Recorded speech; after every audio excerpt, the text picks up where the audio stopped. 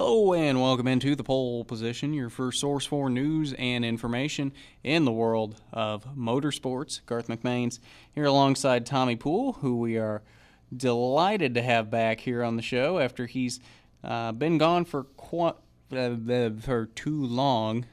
No, I'm glad to be back. It's been a little bit busy. Sorry you had to stick with Andrew there for a while, but we muscled our way through it.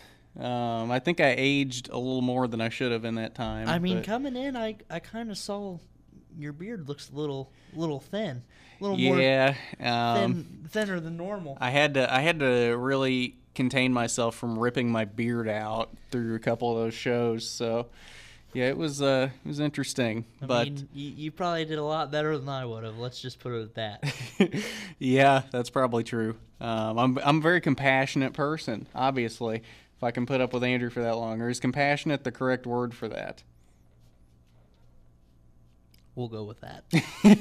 We'll go with that. Whatever helps you sleep better at night, Garth. Hey, I sleep just fine. Maybe not as good as you will be tonight, but that's a whole different story. It is. That campus bed is comfy, let me tell you. Yeah, I know. I'm actually pretty glad I don't have to sleep on one of those. I'm a little bit jealous.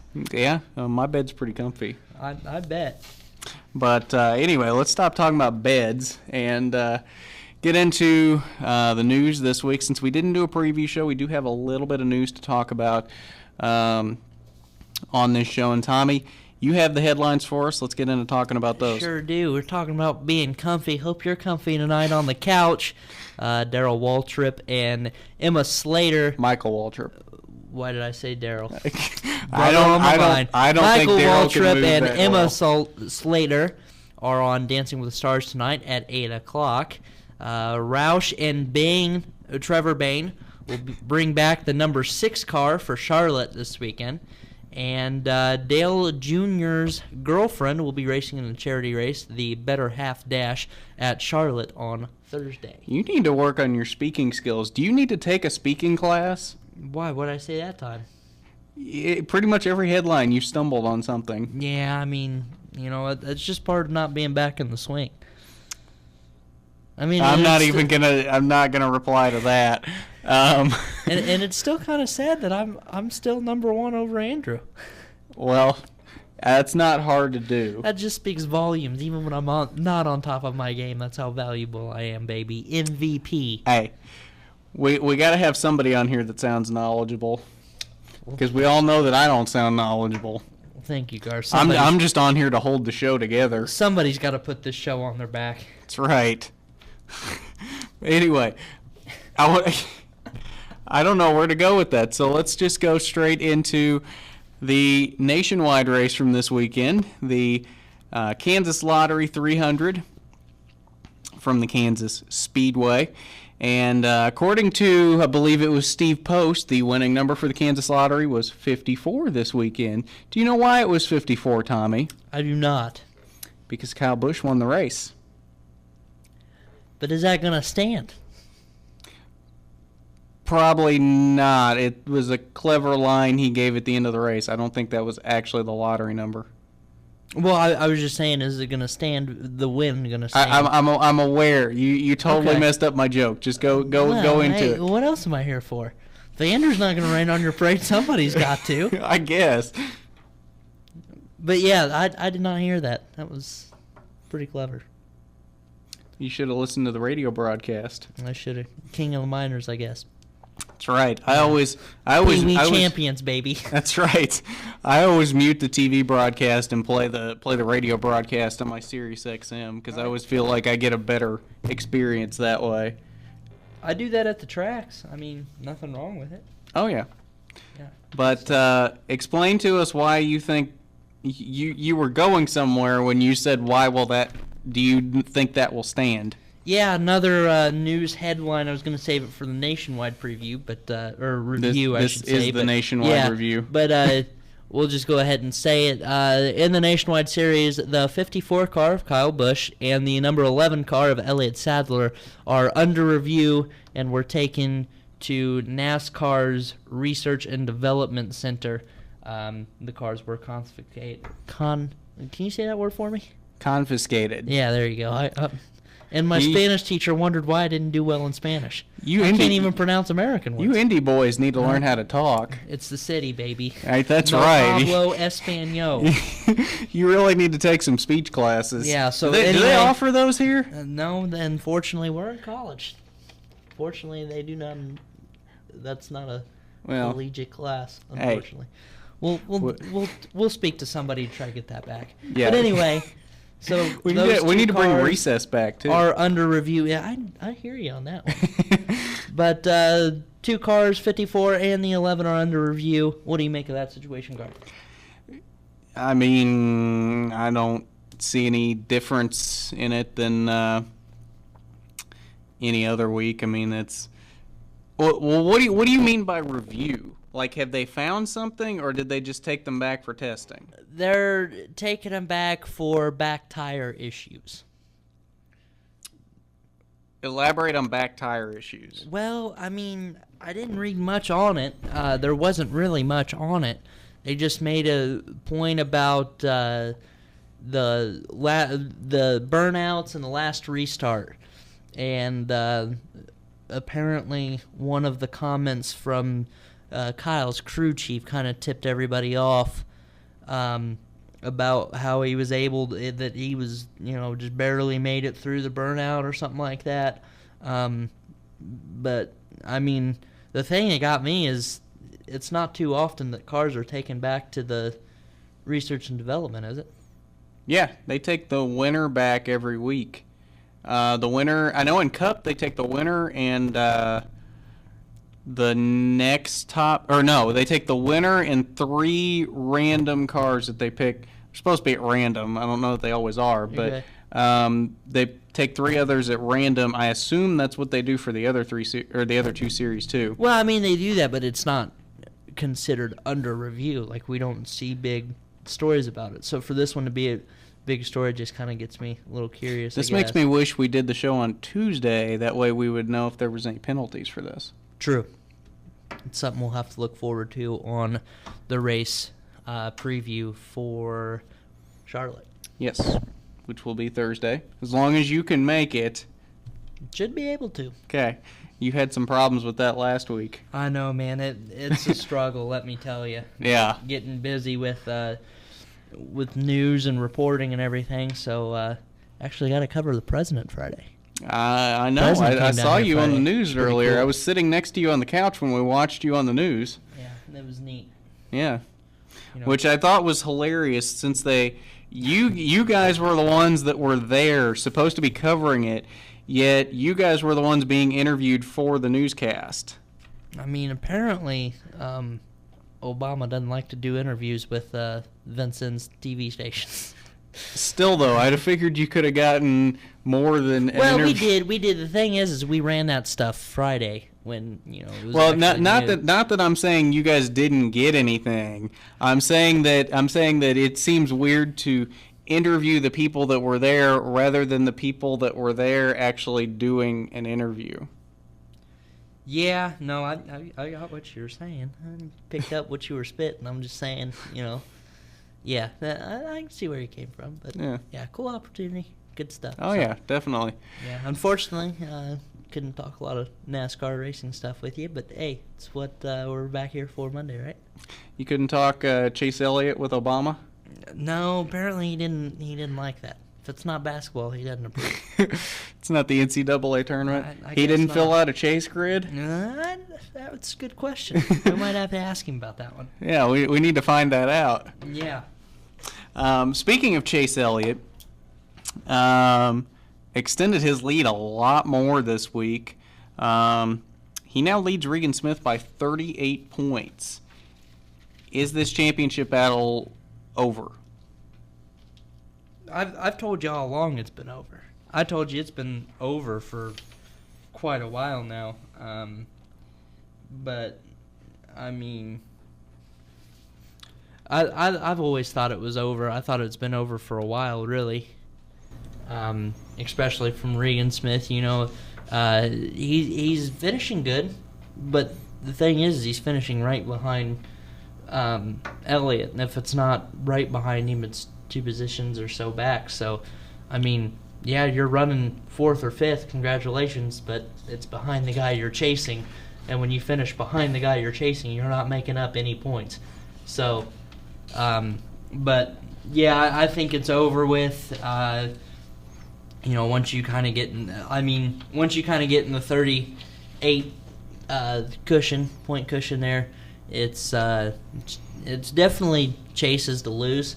But I mean, he hasn't given us anything to kind of really point at that he's been choking, and I think he's got I want to bring up that mindset. I bring that up every week, but I really do like that. Hey, if you told me, at the start of the season I was going to be contending for a championship, I would have told you you're crazy. So then he goes, the reason I've got into this position is because I just go out there and I just run. I've got to this part by racing, so I'm going to keep racing. And that's all it is. It's no head games. It's no planning out strategy. It's just get out there and run. Balls to the walls every lap.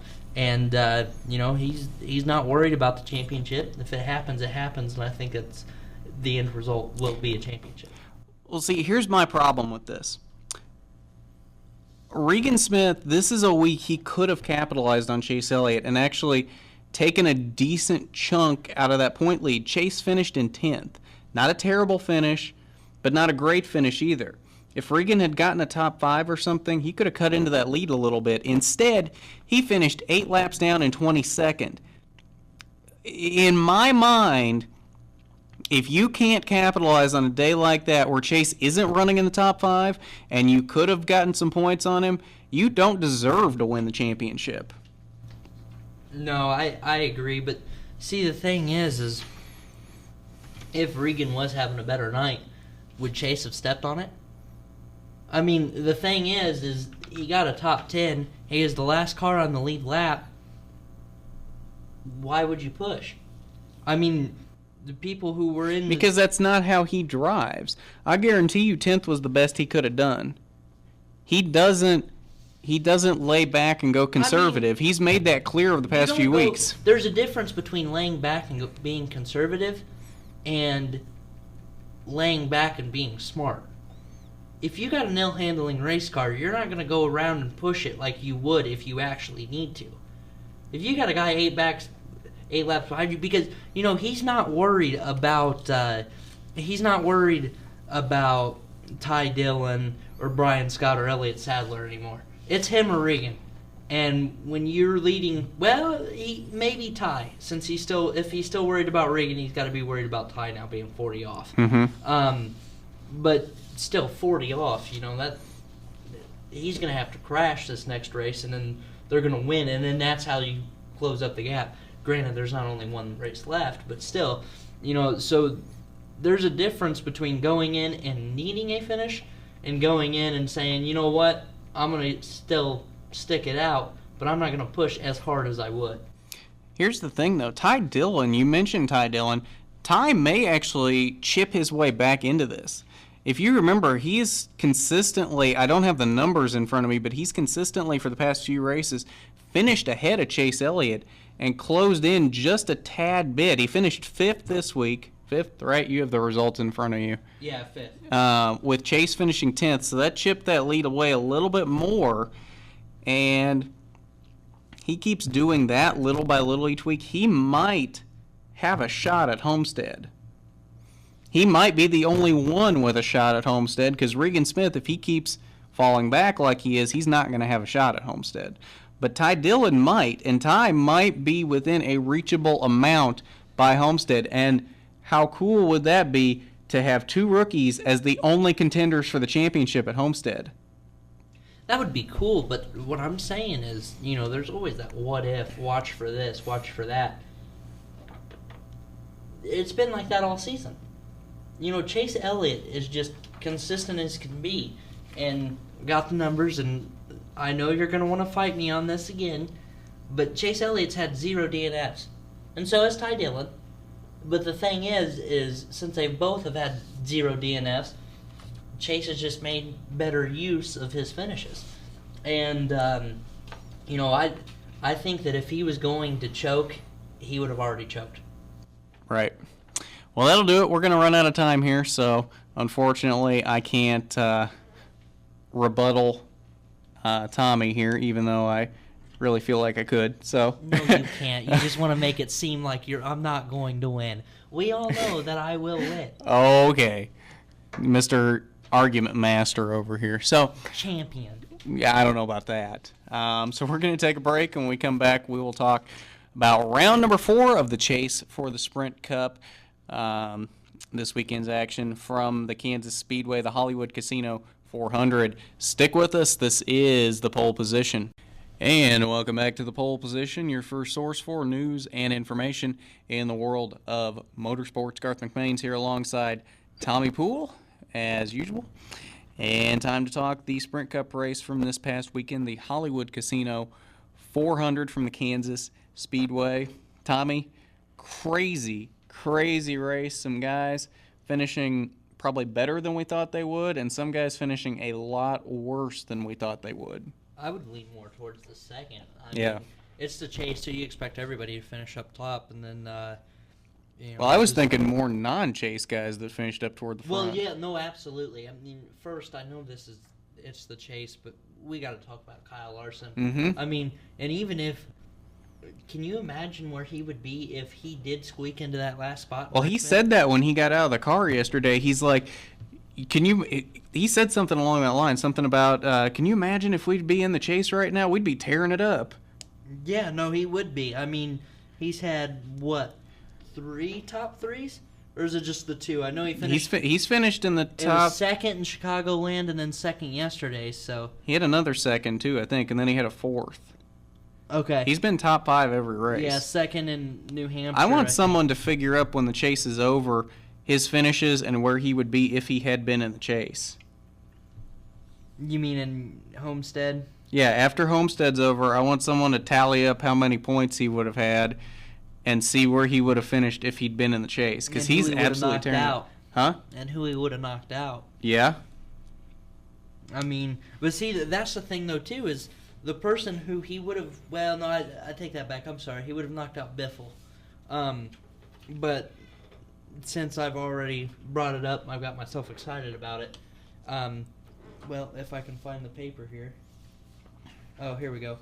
That Ryan Newman, who squeaked into one of the transfer spots, wasn't locked in at Richmond, he is now 4th. Mm-hmm. I mean, so he's got some people knocked out. That's the beauty, or you can call it the beauty. It can also be something really bad about this chase format, that after Dover, points were reset. There were 12 guys tied for the lead. Well, I mean, it's just like Eric Almirola of last round, you know? Mm-hmm. Goes out, gets 43rd the first week, and then, you know, now he just barely missed it by the skin of his teeth, you know? Mm-hmm. So, and we say it all the time, and, you know, we can't say it 100% sure because we just don't know, and we've been burnt by it before.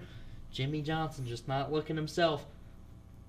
But hey, at this point, though, he needs a win to get to the next round. When he needs a win, that is when he thrives the best. Especially at Charlotte.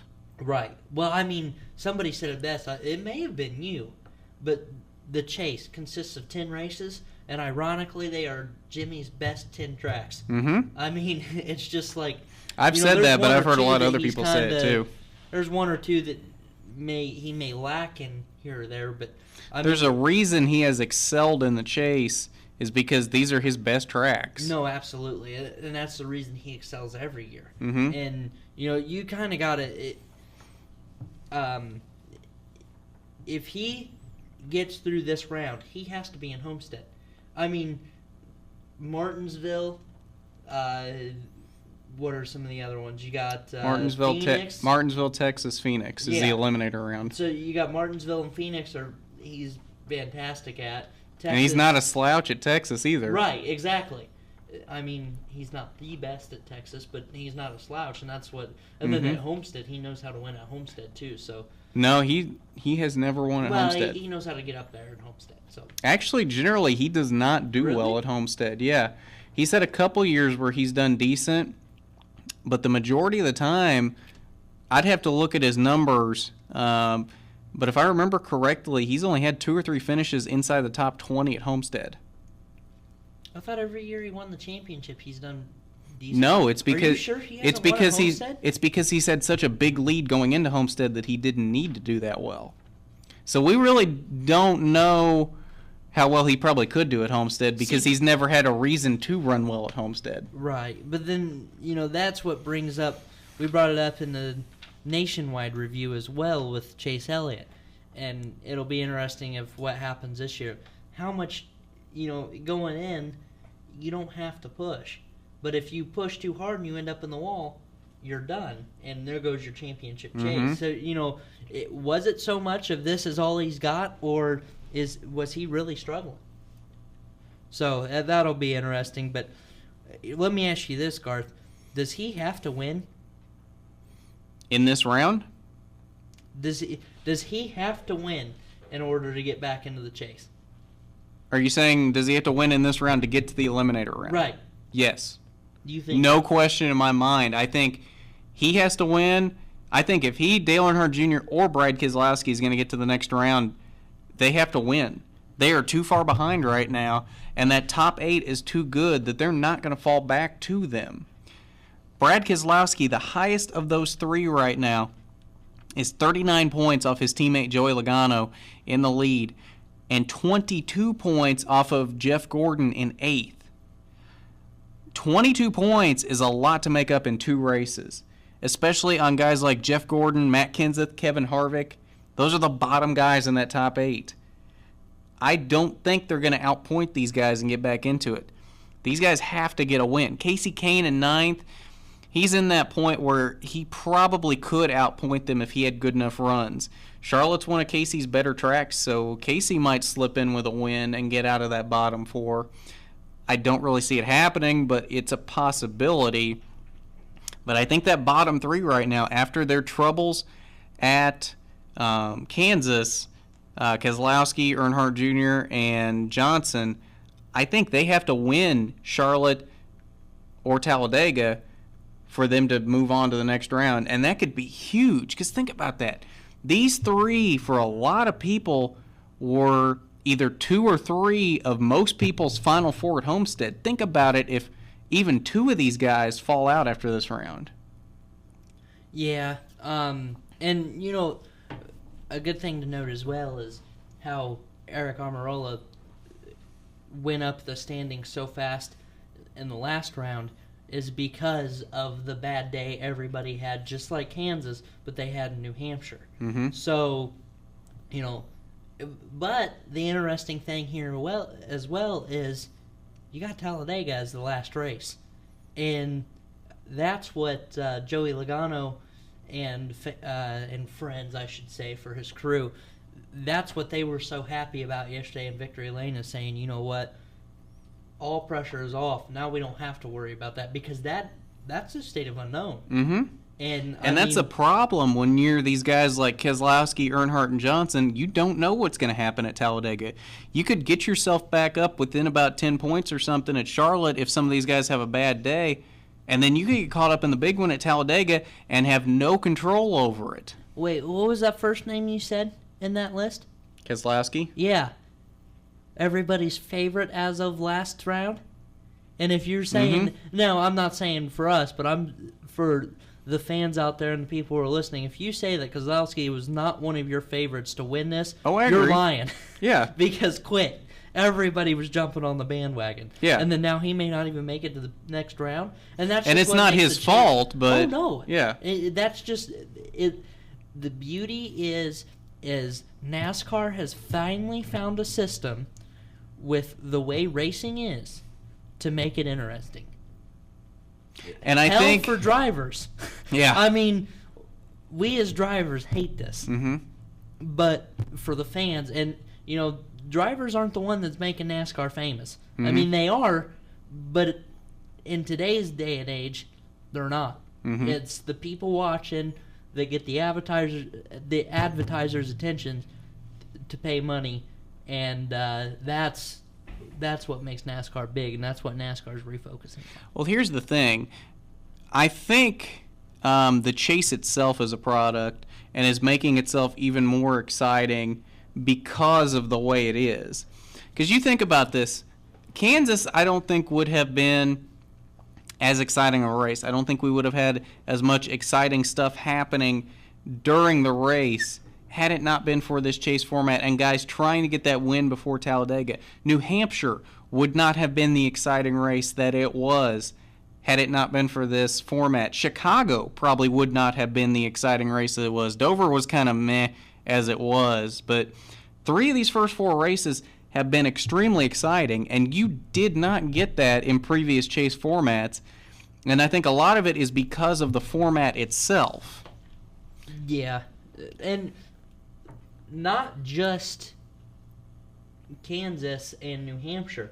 Every race. Mm-hmm. I mean, you have one bad race in Chicagoland. Eric Almirola wouldn't have been bad. Mm-hmm. You know, first off, if we didn't even have this, Eric wouldn't have even been in the chase. Yeah. And Kyle Larson would. Yeah. So, I mean, and Kyle Larson would be at least top 3. Mm-hmm. If not leading the thing. Mm-hmm. Because of Kozlowski. Mm-hmm. So, I mean, you know, that's the thing that makes this great. And it's not just one thing. The chase makes everything great. Because you have one bad race last year, so what? You got 9 more. Just make sure it doesn't happen again. Right. Now, and you got to hope could be everybody screwed. else has a bad race. Well, I mean, yes and no. Like Kozlowski, if he, or actually we'll put Logano now since he's won 2 of the 3 last races. Mm-hmm. I mean, Penske just, what a domination. I mean, yeah. and they were nothing last year. Mm-hmm. They were almost nothing this season until, I mean, and then it just seemed like both of those cars went on streaks at 2 different times. Mm-hmm.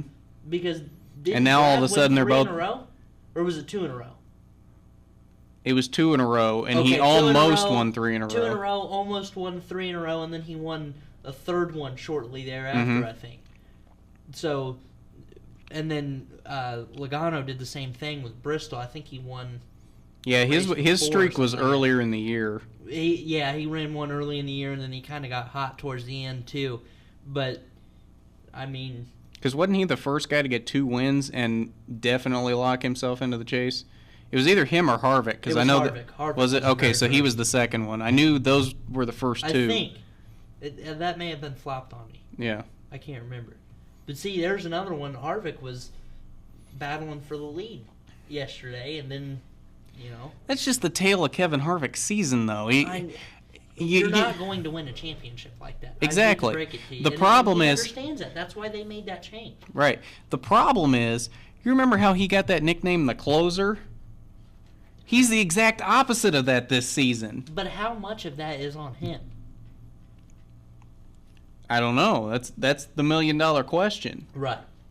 And, I mean, the reason your crew goes backwards on you is probably from what you're telling them. Mm-hmm. I mean, I would fault that as 70-30. Now, I'm not listening to the communications. I'm not driving the car, so 70-30 driver to crew? That's what I would say, yes, Okay. because the crew doesn't know what that car's doing. You do. Mm-hmm.